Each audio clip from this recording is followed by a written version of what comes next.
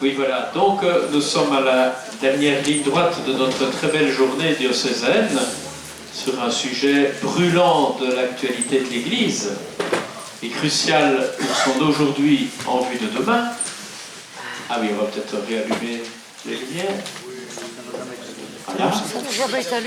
Alors, des questions sont remontées qui sont très diversifiées, très riches, très belles. Certaines touchent autour de la nature même de la synodalité dans l'Église, de ce qu'est la mission de l'Église et comment on la vit au concret, de la question de la participation des différentes générations face à une Église vieillissante, comment être une Église de l'appel, comment permettre à d'autres de rejoindre nos communautés, que faire des jeunes, voilà, des questions extrêmement diversifiées, je ne les ai pas toutes résumées là. Avec l'abbé Boras, nous avons synthétisé les choses en 7 points qu'il va maintenant vous partager.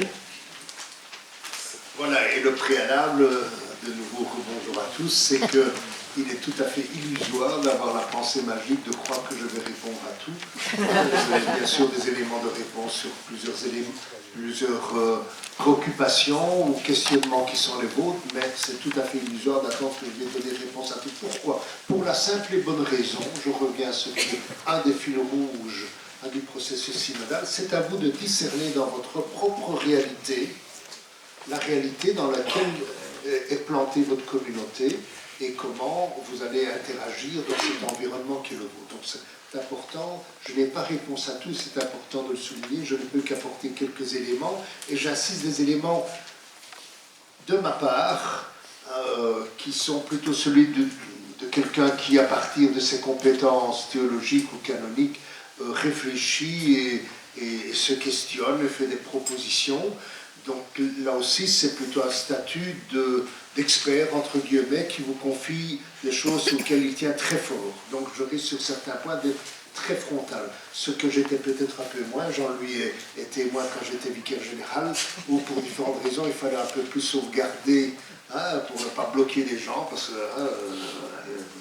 donc ici, je le dis pour comme ça vous comprenez, vous en faites ce que vous voulez, vous en pensez ce que vous voulez, mais moi je tiens à vous le partager. Donc ça, c'est le préalable. Premier point.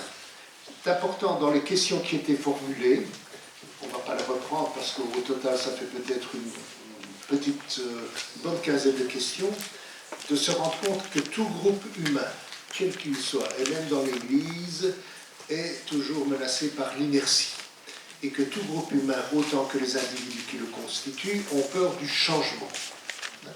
Une des choses qu'on a découvert, enfin, dont on a pris vivement conscience dans notre chantier paroisse, en Belgique, je parle ici, à Liège, avec Jean-Louis et nos autres collègues, c'est que face à la peur, devant les changements, les bouleversements, et qui sont très importants, il ne suffit pas d'apporter des explications, elles sont évidemment importantes. Et ce que je vous ai partagé aujourd'hui sur un point ou l'autre, c'est plutôt des explications.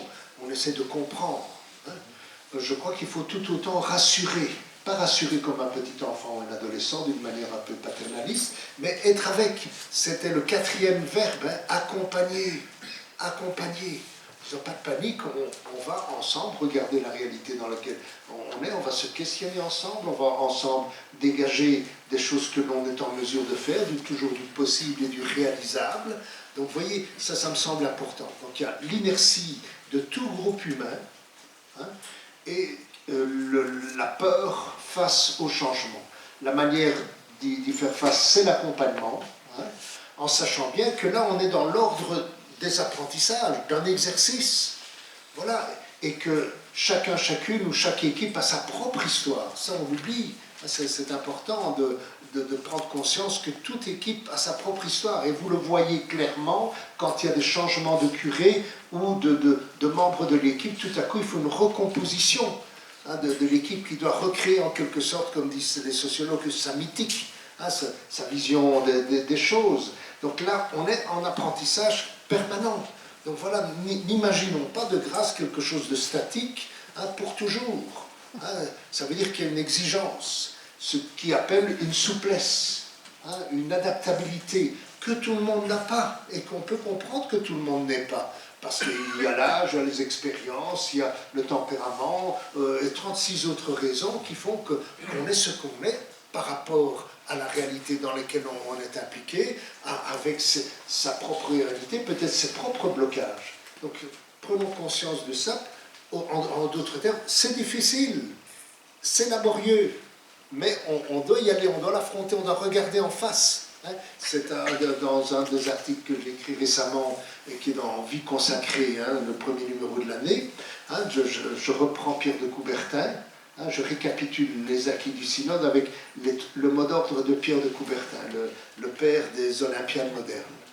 Hein. La première chose, c'est voir loin. Voir loin. Voir loin. C'est notre force par rapport aux politiques.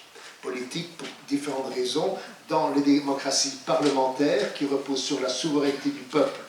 Hein, et la malléabilité de ce peuple qui change, comme lors de la Semaine Sainte, on le verra changer également d'attitude. Hein, il faut avoir le courage de voir loin.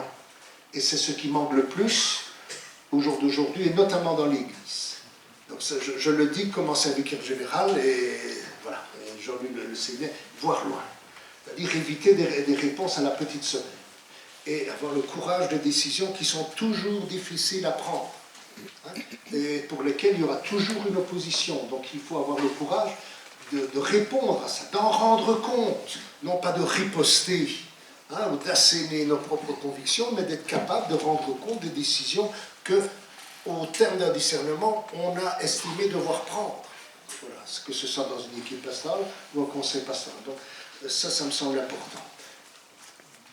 Toujours dans ce poids de l'inertie, dans ce poids lié à la peur du changement, hein, je mets le poids de l'imaginaire catholique, qui malgré tout se représente l'Église à partir du clergé. Voilà. Et ça, on ne va pas changer du jour au lendemain. Voilà, il faudra du temps. Même dans les églises de la Réforme, au XVIe, XVIIe siècle, il a fallu du temps. Donc on est dans un changement d'imaginaire, hein, tout comme il y a eu un changement d'imaginaire qui a été enclenché au IXe, Xe, XIe siècle, il y a un millénaire, dans ce qu'on a appelé la réforme grégorienne, où il fallait sauver l'Église, la liberté de l'Église face à l'emprise des seigneurs laïcs.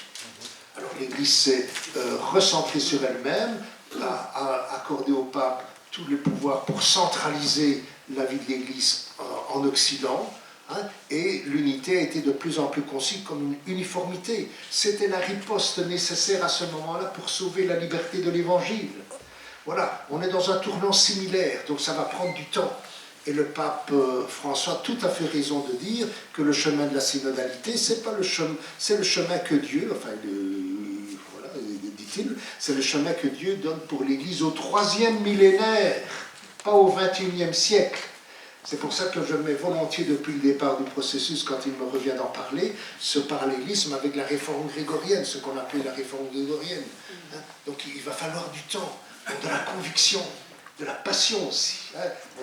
On sent bien que c'est ce à quoi le Seigneur nous appelle, et qu'on y croit vraiment, et qu'on s'implique réellement, et qu'on ne fait pas semblant.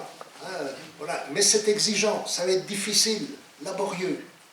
Voilà, ça, il faut le savoir, cet imaginaire catholique dans la verticalité du prêtre, du chef, hein, qui est d'une manière ou d'une autre questionnable à partir du moment où on est dans l'inversion de la pyramide. Ça ne veut pas dire qu'il n'y ait plus de pasteur, mais le pasteur doit reconfigurer sa relation à la communauté, comme je l'ai dit tout à l'heure, et c'est aussi la convergence des églises chrétiennes, le un, le quelques-uns et le tous.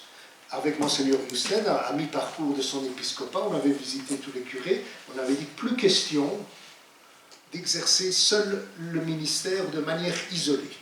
Vous n'avez pas d'équipe pastorale, ayez au moins, pour l'instant, au moins l'un ou l'autre collaborateur. Vous avez une équipe pastorale, ayez au moins autour d'elle et en vis-à-vis un conseil pastoral. Le conseil pastoral joue par rapport au curé ce que le conseil presbytéral joue par rapport à l'évêque, il est en vis-à-vis. Hein, donc le conseil pastoral doit aussi être capable de questionner le curé et l'équipe pastorale. On n'est pas dans une verticalité descendante, hein, avec les subordonnés qui vont faire ce que moi, curé, ou nous, équipe pastorale, décidons. Vous voyez, il y a cette confrontation à tous les niveaux, cette circularité. Voilà, ça c'est l'imaginaire.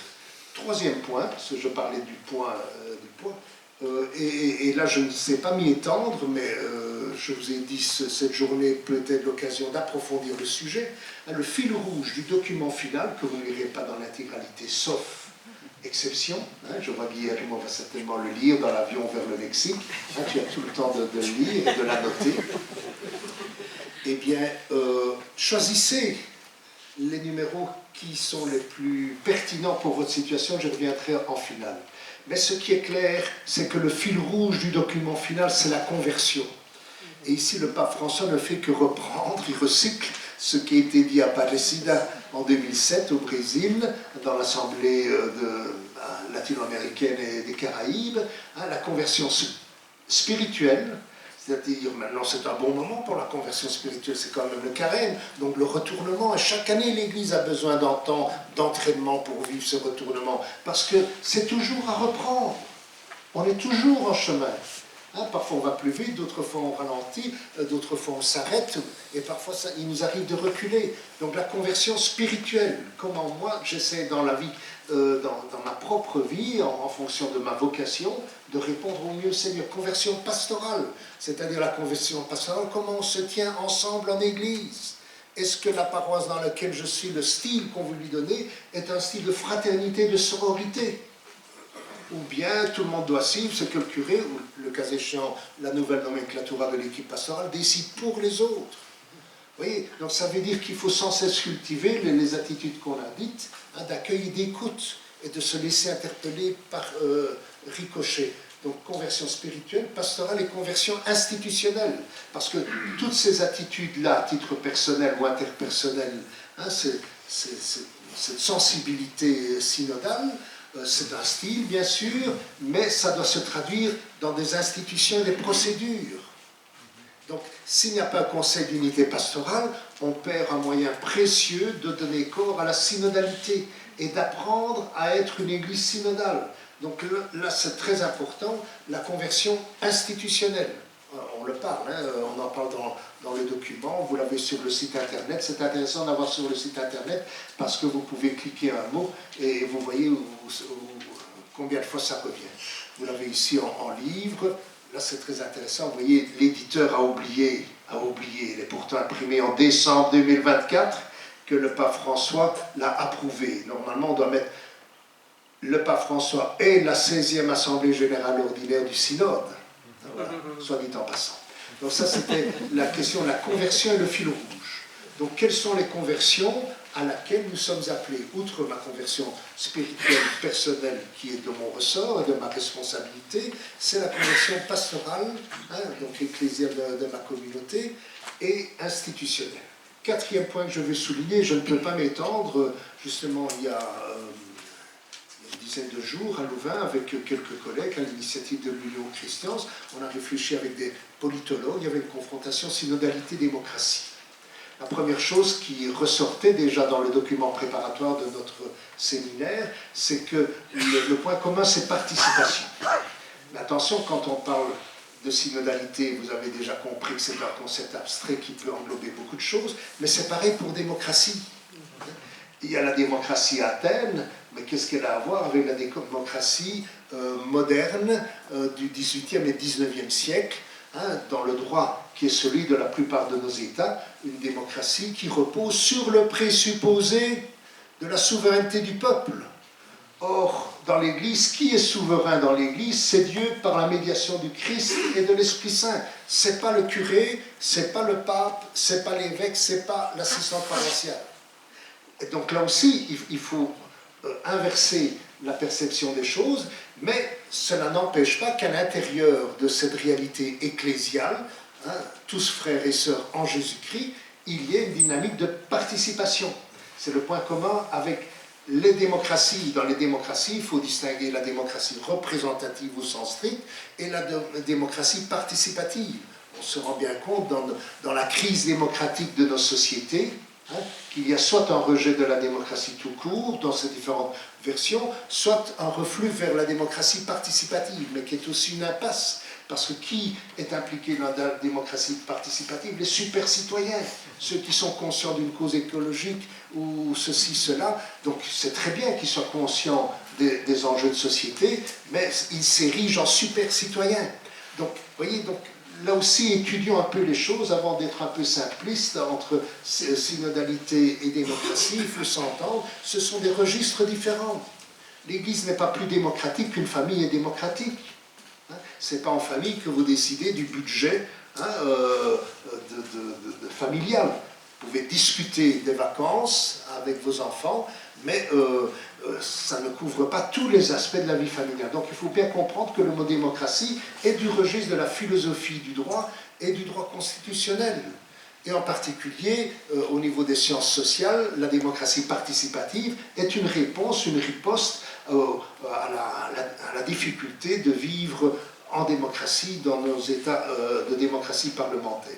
Donc gardons ça en tête, mais le point commun, c'est la participation. L'être humain moderne, au sens large du terme depuis le XVIe, XVIIe siècle, aspire à prendre part à ce qui le concerne. Et même au Moyen-Âge, il y a ce fameux adage, ce qui concerne tout le monde doit être discuté et approuvé par tout le monde. Ça revient d'ailleurs dans le processus synodal. Dans la vie de l'Église, ce qui concerne la mission de la communauté doit être discuté et approuvé par tout le monde. Pas simplement l'horaire de messe, ou aller en récollection à Banneux, ou la fancifère paroissiale, mais finalement, et c'est là le cœur, je ne l'ai pas dit aujourd'hui, j'en profite pour le dire, comme le disait Paul VI à l'issue du concile, un conseil pastoral, c'est pour vérifier la conformité de la vie de la communauté avec l'Évangile. Donc c'est là qui est au cœur du conseil pastoral. Donc c'est les questions de fond. Comment est-ce qu'on vit l'Évangile? Fermons un moment les yeux, imaginons que dans nos villages ou le quartier où nous sommes, il n'y ait pas de présence d'une communauté catholique. Qu'est-ce que ça change? Donc ça nous renvoie à la mission. À quoi sommes-nous appelés à faire part dans cet environnement qui, sans notre présence, manquerait peut-être de quelque chose, mais de quoi? Oui, c'est la mission qui doit être le vecteur de la vie de nos institutions synodales, et en particulier un conseil pastoral. Donc, cinquième point, c'est la question de l'implication. Elle est venue de différentes manières, en disant l'implication de tous. C'est exprès que tout à l'heure j'ai souligné sur le fait que tout baptisé, tout paroissien, avec ce qu'il est partie prenante de la mission dans son quartier. Voilà. Avec tout ce qu'il est, avec sa propre expérience chrétienne, son expertise, peut-être en catéchèse ou cette compétence théologique, avec tout ce qu'il est, mais avec sa personnalité et la manière dont il répond à sa vocation, où il essaie de vivre l'appel que le Seigneur lui adresse. Donc tout baptisé d'une manière ou d'une autre fait part de sa joie de l'Évangile. Et si ce n'est pas le cas, on doit sérieusement s'intéresser. Je reviens à Evangelii Gaudium, au premier numéro de l'exhortation apostolique. Le pape le dit clairement. Il est peut-être temps de s'interroger en quoi je prends au sérieux que Jésus me sauve et qu'il est le salut de l'humanité. Si je n'ai pas affronté cette question-là, comme disait mon ancien évêque, Monseigneur Youstel, l'Église n'est pas différente qu'Amnesty International ou la Croix-Rouge. Donc une ONG. On n'est pas une ONG. Donc cette question de l'implication, je l'ai dit, la capillarité de tous, et être sensible à tous et à chacun. Ça veut dire que là aussi, il faut, surtout du côté de l'équipe pastorale et du curé, devenir une église appelante. Voilà, elle est appelante parce que la responsabilité du pasteur et de ses collaboratrices et collaborateurs est justement de veiller à ce que la communauté joue à fond son rôle dans son environnement. Donc à la fois encourager la petite bobonne qui sa simple contribution dans la vie de la paroisse est le rosaire tous les jours, mais qui vit avec beaucoup de ferveur son attachement à Jésus, et des gens soi-disant plus engagés à différents niveaux. Donc c'est cette aptitude qu'il nous faut développer du point de vue de l'équipe pastorale et de son pasteur. Avec la question, une question était posée, comment passer du statut de consommateur à acteur? Là aussi, il faut faire avec les inerties de tout groupe humain, et dans les inerties de tout groupe humain en milieu ecclésial, catholique ou protestant, il y a l'esprit de clocher. Voilà. Ça, vous le voyez, hein, entre Binche ou entre Stavio et Malmedy, entre Binche et les autres carnavals, il y a l'esprit de clocher. Voilà, c'est humain. Ça a un aspect positif et intéressant parce que c'est l'émulation, mais en même temps, quand ça se durcit, hein, c'est tout à fait exclusif, l'esprit de clocher. Ça, il faut en prendre conscience et voir comment, dans chaque situation, on fait face à cela. Hein, Monseigneur Boustel, à un moment donné, a bien dû se résoudre. On voulait faire une unité pastorale Stavlo-Malmedy. Il a dit que ça ne sert à rien parce qu'il y a une telle résistance. On croit Stavlo et Malmedy, nous n'allons pas plus loin parce que on va provoquer inutilement la révolution. Donc, cette dimension-là, vous voyez, j'en appelle à votre discernement.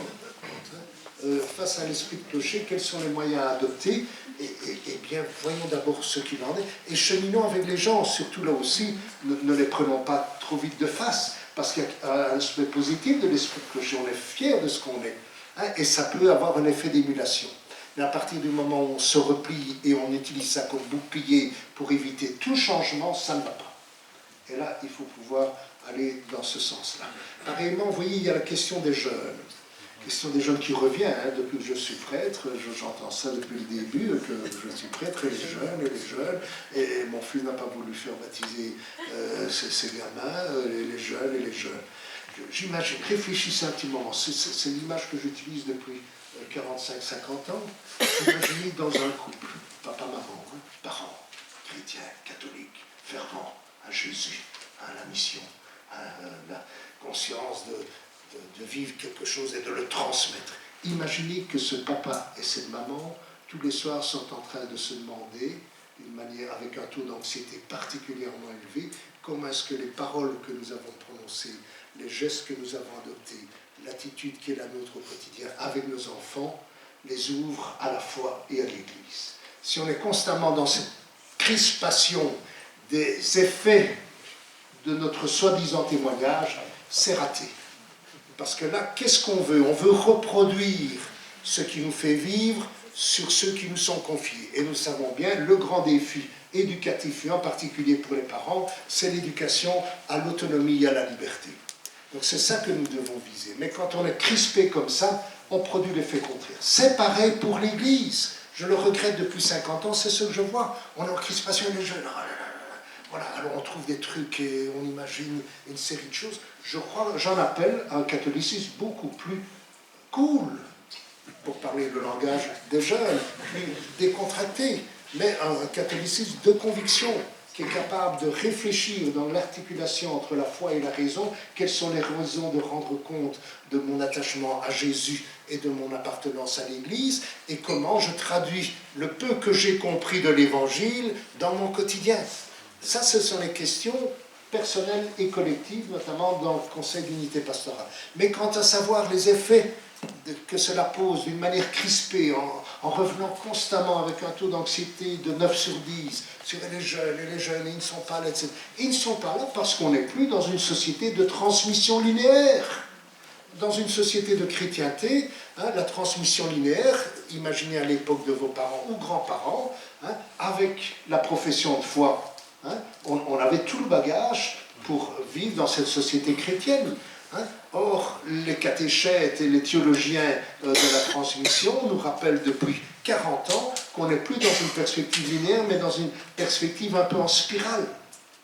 Voilà, on avance, et l'exemple le plus typique de cette perspective en spirale, ce sont les recommençants. Des gens qui ont un peu baigné dans un milieu ecclésial, qui ont vécu quelque chose hein, d'une communauté chrétienne, et pour l'oublier, on passe à autre chose, parce que la vie est ce qu'elle est. Hein, mais qui, à la faveur, je ne sais pas, d'une relation amoureuse, hein, et par malheur, ils sont déjà divorcés, manque de peau, mais sur une dame qui est vraiment une catholique fervente, se dit, je veux repartir dans la foi. Vous voyez, on est dans une spirale, hein, et avec l'axe de la spirale, il y a bien sûr un axe de vie, mais c'est ainsi qu'on avance. Donc je crois que cette question d'implication mérite d'être réfléchie tout autant sur l'effet que ça a chez nous de voir que des gens ne sont pas impliqués. C'est nous que ça dérange. Hein, donc ayons un faire-part décontracté, décomplexé sur la question. Là aussi, revenez dans les questions, je mets tout ça dans le niveau de l'application. Qu'est-ce qu'on constate, hein, disait-on dans l'une de l'autre question, que dans telle ou telle paroisse, ça ne sert à rien de venir avec une famille à la messe paroissiale, parce que ça va être la seule famille avec des enfants, hein, et donc ça va produire l'effet contraire. Hein, voilà. Là aussi, je vais y arriver dans un instant. C'était les lignes qu'on avait dégagées dans le diocèse de Liège, et je crois qu'ils sont implicitement présentes chez nous. Mais là aussi, il faut s'interroger sur les communautés dont il est question, hein, et l'application de ces familles. J'y reviendrai. Donc voilà, ça c'est l'application. Hein. Dans la question de l'implication de tous, hein, et d'une Église appelante qui est attentive à son environnement, qui est désireuse de faire avancer tout le monde, il y a la question des blocages. Là aussi, pas de panique, il y a des blocages parce qu'il y a des blocages, donc on les regarde sereinement, comme dit Pierre de Coubertin, voir loin, parler franc et agir. Hein, parler franc et agir. Voilà. Le point suivant, et c'est ma concrétisation par rapport à la question de l'application. Je suis très sensible depuis des années, et j'ai écrit dans ce domaine, et André s'en souvient, dans Esprit et vie, Feu, Esprit et vie, c'est dommage que cette revue ait disparu. Hein, l'un ou l'autre article, je suis traduit du côté flamand, hein, sur considération liturgique de la nouvelle paroisse. Et c'est ce que j'ai toujours visé, ce qu'on a essayé de mettre en œuvre dans le diocèse, avec un document qui s'intitulait à Liège, les assemblées significatives. Voilà, je le dis d'une manière un peu choquante, je suis toujours prêt à dire la messe pour 3 personnes un mardi soir, où vous voulez, mais le dimanche, je me refuse de célébrer l'Eucharistie avec quelques personnes. Pourquoi? Parce que je ne peux pas tomber dans la schizophrénie. Je m'excuse. Qu'est-ce que je fais le dimanche avec vous? Que fait la communauté avec moi? Elle confesse, je crois, l'Église catholique. C'est-à-dire l'Église dans sa diversité, tendue vers l'unité. C'est-à-dire une Église qui, dans sa diversité de génération, de vocation, de service, de ministère. Donc, l'Église, depuis ses origines, quand elle célèbre le jour du Seigneur, parce que c'est là, c'est important, la messe dominicale, est sensible à traduire dans son assemblée ce qu'elle prétend être dans le monde. Et que prétend-elle être dans le monde? C'est un peuple qui rassemble l'humanité dans sa diversité. Si je vais à une messe du dimanche et que je n'ai que des gens de mon âge, je dois sérieusement m'interroger. Bien sûr, comprenez-moi bien, il y a des fois des raisons de célébrer uniquement avec des gens de mon âge. Voilà. Mais ça m'amène à ce fameux document du diocèse de Liège sur les assemblées significatives et concrètement dans mes considérations liturgiques sur la nouvelle paroisse, c'est-à-dire la question de la messe dominicale dans l'unité pastorale. Je crois qu'il faut faire le choix courageux des églises principales, hein, pas des églises mères, l'expression n'est pas les Hauptkirche, hein, des églises principales, c'est-à-dire un lieu où quand je vais à la messe le dimanche, je comprends ce qu'est l'église. Je comprends que l'Église est catholique, parce que je regarde autour de moi, je vois des bambins, des enfants, des adolescents, hein, des jeunes, hein, des parents, des grands-parents. Voilà, je vois l'Église dans sa diversité. Donc ce que je vais confesser, je crois, l'Église catholique, a un minimum de réalisation. Donc vous allez dire, oui, mais si on fait ça, qu'est-ce qui se passe avec les 3/4 de nos villages ou de nos communautés dans les quartiers urbains? Eh bien voilà, il faut avoir le courage d'avancer. Pas tout changer du jour au lendemain, mais il faut être cohérent. Si je viens à la messe dans un village où il y a 10 personnes, je parle de l'ASB liégeois, ça ne me parle pas chez nous. Je prenais souvent cet exemple. Si je dis la messe, si je vais à la messe dans la mer des Betteraves, hein, tout près d'Anu par exemple, hein, et que le dimanche, j'ai 10 personnes à la messe, que parmi ces 10 personnes, il y a une grand-maman soucieuse de la transmission, bravo madame, hein, qui vient avec ses 2 petits-enfants, donc c'est 10 moins 3, il en reste 7, et que tous les autres ont l'âge de la grand-maman, hein, je me mets à la place des petits-enfants, ça ne leur dit rien. Et c'est normal. Nous aussi, quand on va dans d'autres cercles qui ne sont pas ceux de nos tribus, on ne s'y retrouve pas. Mais si cette maman a le courage, parce que de toute façon elle est véhiculée, hein, de prendre sa voiture et d'aller un peu plus loin, à Anu, ou à Warem, ou dans l'église principale de l'unité pastorale Brève, par exemple, hein, et là elle va retrouver d'autres familles. hein, et que ces enfants vont se dire, ah oui, ce n'est quand même pas une affaire de vieux, la question de la liturgie. En plus que cette liturgie devient un peu parlante, c'est-à-dire qu'on rassemble des gens différents, non seulement ceux qui ont des gens riches, fortunés, de classe aisée, mais aussi le tout venant. Là, je crois que c'est la caractéristique de l'église paroissiale qui est l'église du tout venant. Et donc ça, c'est pas simplement une affirmation théorique, il faut la donner à voir. Oui, combien encore de jeter. Donc, oui. Et donc dans les assemblées significatives, ce qu'on mettait également en valeur, réfléchissez là-dessus. Hein, c'est-à-dire aussi le cadre paroissial. Là aussi, il faut avoir le courage des changements qu'il faut bien penser et mettre en œuvre. Ça ne se réalise pas du jour au lendemain, mais il faut les vouloir. Hein, l'occupation d'espace dans nos églises. Hein, quand j'allais dans telle ou telle église, encore une fois, c'est ma mémoire, hein, dans la mer des Betteraves en SB, et que tout le monde restait dans le fond ou sur le côté, et que la nef centrale était vide. Je venais faire un dépannage, donc c'était pas moi le curé, je n'avais pas à le dire. Après, quand je le disais au curé, il me dit, on a toujours fait comme ça. Je dis, basta, c'est fini. Comment voulez-vous comprendre dans l'occupation de l'espace que vous êtes le corps ecclésial du Christ, hein, et qui accueille une parole? Alors là, on revient à un autre aspect de l'Assemblée significative, la diversité des ministères. Si le curé est le curé pamperse, comme je dis, qui a absorbé tous les charismes des ministères, hein, et puis le curé pamperse ou absorba, hein, ça dépend de la marque que vous utilisez, hein, c'est clair qu'il y a un véritable problème. Mais si le curé célèbre, il préside, sa mission c'est de présider, mais qu'il y a des lecteurs, qu'il y a un chantre, éventuellement une chorale, et qu'il y a une distribution des différents ministères dans la liturgie, on commence à comprendre aussi un autre aspect de la catholicité. L'Église ne se réduit pas au curé qui est le seul parlant, mais à l'Assemblée qui est là en dialogue par le silence, en dialogue par la prière, en dialogue par le chant. Donc je crois que cette dimension de pastorale liturgique dans une unité pastorale doit être affrontée. Elle est difficile, parce que vous voyez tout de suite les conséquences. C'est-à-dire qu'il y a des églises qu'on doit fermer. Je m'excuse.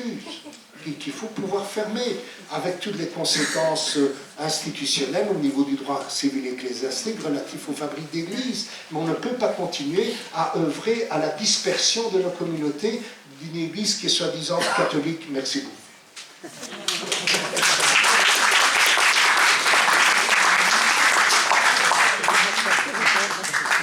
Nous l'avons bien compris, la synodalité n'a pas surgi par émergence spontanée entre 2021 et 2023-24. Elle fait partie de l'être de l'Église et elle s'expérimente au quotidien dans un apprentissage. Nous sentons dans la passion qui anime Alphonse que dans les sessions auxquelles il a participé et le travail de préparation et de maturation pendant les différentes années qui ont composé le processus synodal, l'abbé Borras a fait cette expérience d'une église où l'on marche ensemble au cœur de l'histoire avec les hommes de ce temps et pour les hommes et les femmes de ce temps. Et nous sentons aussi à travers tout son propos combien résonne un appel à nous mettre nous aussi en route davantage. Nous l'expérimentons déjà, mais à tous les niveaux de la vie de l'Église, avec une insistance en raison de la journée d'aujourd'hui sur l'unité pastorale, mais que nous avons à nous mettre en route pour promouvoir se prendre part, se faire part, se avoir part à la mission de l'Église. Et donc, pour ce faire, aujourd'hui, nous avons reçu un élan puissant, celui de l'Esprit Saint, hein, mais qui travaille par les médiations humaines, dont l'abbé Borras eut certainement un rôle important pour nous aujourd'hui. Nous pouvons compter sur l'équipe du chantier paroissial pour digérer, pour faire une forme de réception de ce qui nous a été dit et le traduire. Nous ne sommes pas nulle part. Hein, nous avons, depuis le début du processus, dès la mise en œuvre de l'unité pastorale, nous avons un processus participatif. Dans les structures qui sont proposées, ce sont des structures de participation avec une insistance sur le conseil pastoral et donc une invitation pour les unités qui ne l'ont pas encore à le mettre en œuvre sans tarder. Et puis nous nous engageons nous aussi encore à vraiment assumer dans notre travail, dans nos documents, tout ce qui nous a été partagé aujourd'hui, mais surtout ce style ecclésial qui convient au 3e millénaire. J'espère que vous avez vécu une belle journée, riche et enthousiasmante. Je remercie tous ceux qui ont contribué à la préparer, qui nous accueillent, et bien sûr, l'orateur de ce jour que je vous invite encore à applaudir chaleureusement.